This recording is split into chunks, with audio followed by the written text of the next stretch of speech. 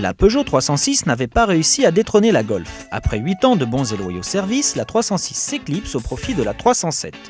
Peugeot semble avoir retenu la leçon. La 307 affiche une bonne bouille fortement inspirée de sa petite sœur, la jolie 206.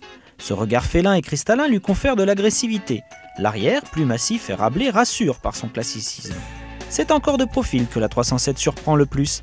Avec une hauteur record dans sa catégorie, 1,51 m, la 307 se donne des faux airs de monocore. Cette architecture résolument novatrice favorise une généreuse habitabilité, permettant d'engloutir armes et bagages sans difficulté. À l'avant comme à l'arrière, chacun se sent bien.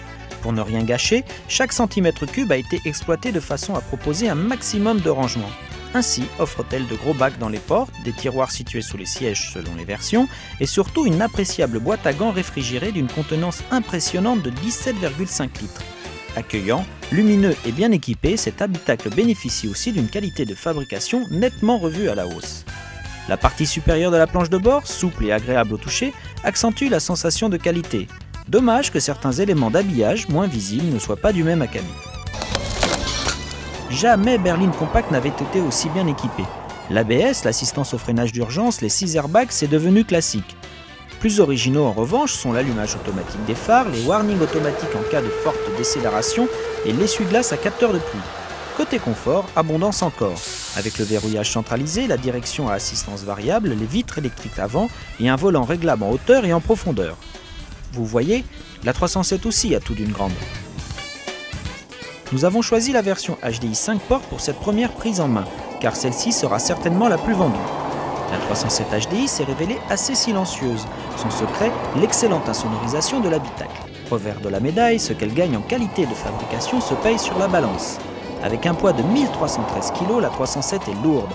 Résultat, les reprises de ce HDI sont d'une mollesse insupportable. Mieux vaut alors prévoir quelques kilomètres avant d'atteindre les 168 km/h annoncés. Sinon, le comportement routier frise la perfection. Même à la limite, cette lionne reste imperturbable avec ses griffes profondément plantées dans l'asphalte. On regrette d'autant plus qu'un tel potentiel ne soit pas associé à des mécaniques plus nerveuses. En effet, même la version essence du 2 litres forte de 138 chevaux peine face au poids de l'auto. Quant à l'anémique 1,6 litre essence de 90 chevaux, c'est pire. Cependant, 2002 sera l'année 307. Une sportive S16 et une HDI boostée à 110 chevaux corrigeront l'actuel manque de vitamines moteur. Par ailleurs, une 307 coupé cabriolet disposant de 4 vraies places et même d'un break proposant jusqu'à 7 places sont attendues.